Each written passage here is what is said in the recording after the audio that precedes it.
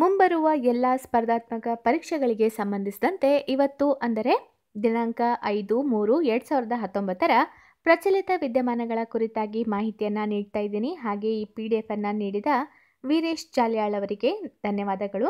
ಅವರನ್ನು ಕಾಂಟ್ಯಾಕ್ಟ್ ಮಾಡಬೇಕಾದ್ರೆ ಅವರ ಮೊಬೈಲ್ ನಂಬರ್ 9035269085. ಹಾಗಾದರೆ ಇವತ್ತಿನ ಪ್ರಚಲಿತ ವಿದ್ಯಮಾನಗಳ ಕುರಿತಾಗಿ ನೋಡೋಣ. ಗೇಂಡಾಮೃಗಗಳ ಸಂತತಿ ಹೆಚ್ಚಳಕ್ಕಾಗಿ ಭಾರತ ದೇಶ ಉಳಿದ 4 ದೇಶಗಳೊಂದಿಗೆ ಗೇಂಡಾಮೃಗಗಳ ಸಂತತಿ ಹೆಚ್ಚಳಕ್ಕಾಗಿ ಒಪ್ಪಂದವನ್ನು ಮಾಡಿಕೊಂಡಿದೆ. ಸೊ ಆ 4 ದೇಶಗಳೆಂದರೆ ನೇಪಾಳ, ಭೂತಾನ್, ಇಂಡೋನೇಷ್ಯಾ ಮತ್ತು ಮಲೇಷ್ಯಾ ರಾಷ್ಟ್ರಗಳ ನಡುವೆ ಏಕಕೊಂಬಿನ ಗೇಂಡಾಮೃಗಗಳ ಸಂತತಿ ಹೆಚ್ಚಳಕ್ಕೆ ಈ 4 ರಾಷ್ಟ್ರಗಳ ಮಧ್ಯೆ ಪರಸ್ಪರ ಸಹಕಾರ ಒಪ್ಪಂದವನ್ನು ಭಾರತ ಮಾಡಿಕೊಂಡಿದೆ. ಸೊ 2019ನೇ ಸಾಲಿನಲ್ಲಿ ಈ ಒಪ್ಪಂದ ಮಾಡಿಕೊಂಡಿದ್ದು ಇದನ್ನು the new Delhi declaration on Asian rhinos 2019. ಈ ಒಂದು ಘೋಷಣೆಗೆ ಪರಸ್ಪರ 5 ರಾಷ್ಟ್ರಗಳು ಗೇಂಡಾಮೃಗಗಳ ಸಂತತಿ ಹೆಚ್ಚಳಕ್ಕೆ ಬದ್ಧವಾಗಿದೆ. INS ಕುರ್ಸುರಾ ಸಬ್ಮರೀನ್ ಮ್ಯೂಸಿಯಂ ಇದು ಇರುವುದು ವಿಶಾಖಪಟ್ಟಣಂ, ಆಂಧ್ರಪ್ರದೇಶ.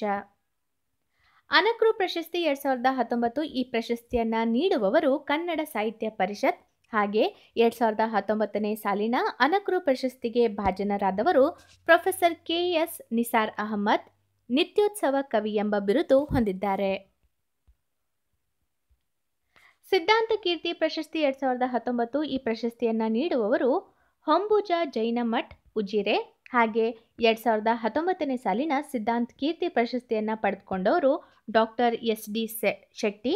ಇವರು ಡಾಕ್ಟರ್ ಹಮಾನ ಸಂಶೋಧನಾ ಕೇಂದ್ರದ ನಿರ್ದೇಶಕರು. ಜೈ ಹಿಂದ್ ಕಡ್ಡಾಯ ಏರ್ ಇಂಡಿಯಾ ವಿಮಾನ ಸಂಸ್ಥೆ ಸುತ್ತೋಲೆ ಹೊರಡಿಸಿದೆ. ಸೊ ಈ ಏರ್ ಇಂಡಿಯಾ ವಿಮಾನಗಳ ಸಿಬ್ಬಂದಿಯ ಪ್ರಕಟಣೆ ನೀಡುವ ವೇಳೆ ಜೈ ಹಿಂದ್ ಎಂದು ಹೇಳಬೇಕು ಎಂದು ಏರ್ ಇಂಡಿಯಾ ವಿಮಾನ ಸಂಸ್ಥೆ ಸುತ್ತೋಲೆಯನ್ನು ಹೊರಡಿಸಿದೆ. ಅಮಿತಾಬ್ ಸಿಂಗ್ ಇವರು ಏರ್ ಇಂಡಿಯಾದ ಕಾರ್ಯಾಚರಣೆ ವಿಭಾಗದ ನಿರ್ದೇಶಕರು. ಹಾಗೆ ಏರ್ ಇಂಡಿಯಾದ ಬಗ್ಗೆ ಸಂಕ್ಷಿಪ್ತ ಮಾಹಿತಿ ಅಂದರೆ ಏರ್ ಇಂಡಿಯಾ ಸ್ಥಾಪನೆಯಾಗಿದ್ದು 15 ಅಕ್ಟೋಬರ್ 1932. ಇದರ ಕೇಂದ್ರ ಕಚೇರಿ ಇರುವುದು ನವದೆಹಲಿಯಲ್ಲಿ. ಹಾಗೆ ಇದರ ಚೇರ್ಮನ್ ಮತ್ತು MD ಅಶ್ವಿನಿ ಲೋಹನಿ. ಸಂಪ್ರೀತಿ 2019 ಸಂಪ್ರೀತಿ 2019 ಇದು ಭಾರತ ಮತ್ತು ಬಾಂಗ್ಲಾದೇಶ್ ನಡುವಿನ ಜಂಟಿ ಸಮರಾಭ್ಯಾಸವಾಗಿದೆ.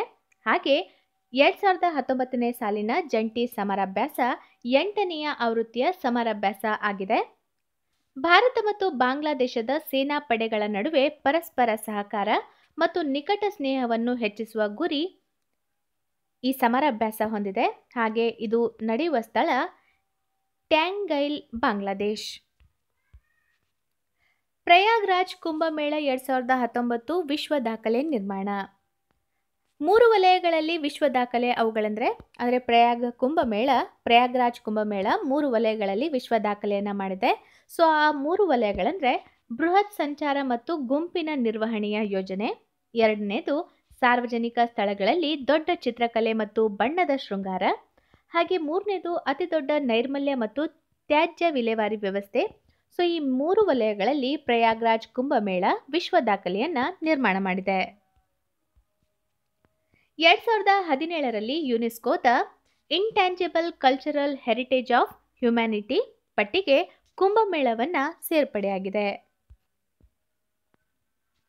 AK-47 ರೈಫಲ್ಸ್ ತಯಾರಿಕಾ ಘಟಕ ಸ್ಥಾಪನೆಯಾಗಲಿದೆ. ಸೊ ಈ AK-47 ರೈಫಲ್ಸ್ ತಯಾರಿಕಾ ಘಟಕ ಸ್ಥಾಪನೆಯಾಗಬೇಕು ಎಂಬುವ ಸ್ಥಳ ಯಾವುದಂದರೆ ಅಮೇಥಿ, ಉತ್ತರ ಪ್ರದೇಶ್.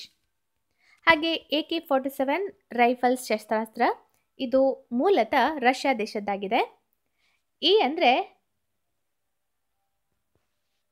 ಅವಿಟೋಮ್ಯಾಟ್, K ಅಂದರೆ ಕಲಶ್ನಿಕೋವಾ. AK-47 ಬಂದೂಕಿನ ವಿನ್ಯಾಸಗಾರ ಯಾರೆಂದರೆ ಮಿಖಾಯಿಲ್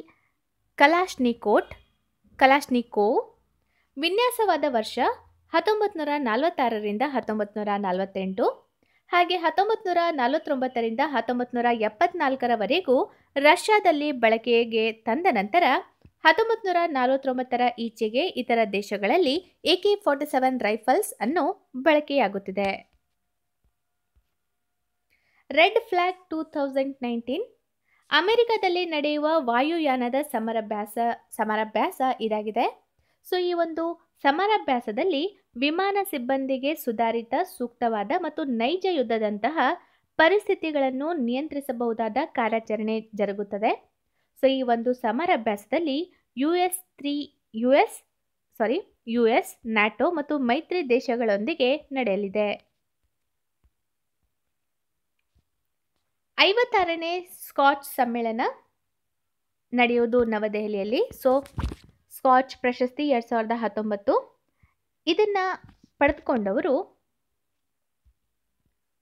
OSDMA ಅಂದರೆ Odisha state disaster management authority, ಅಂದರೆ ವಿಪತ್ತು ನಿರ್ವಹಣಾ ಕ್ಷೇತ್ರದಲ್ಲಿ ಗಮನಾರ್ಹ ಸಾಧನೆ ಮಾಡಿದ ಪ್ರಯುಕ್ತ ಒಡಿಸ್ಸಾ ಸರ್ಕಾರಕ್ಕೆ ಈ ಪ್ರಶಸ್ತಿ ಲಭಿಸಿದೆ.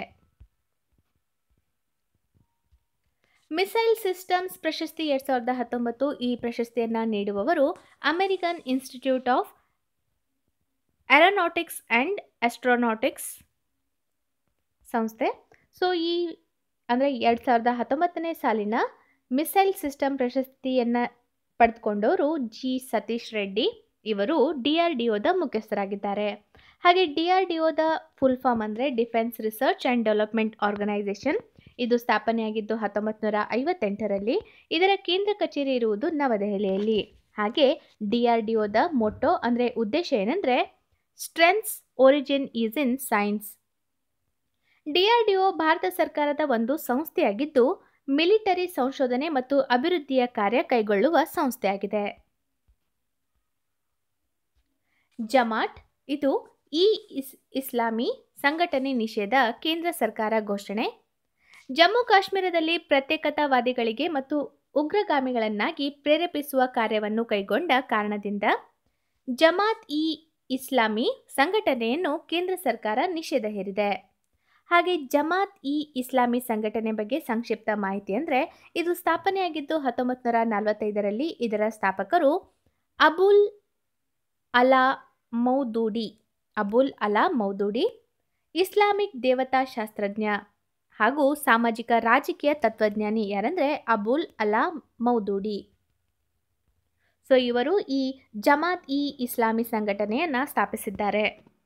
ಸೊ ಇದಿಷ್ಟು ಇವತ್ತಿನ ಪ್ರಚಲಿತ ಘಟನೆಗಳ ಮಾಹಿತಿಯಾಗಿದೆ.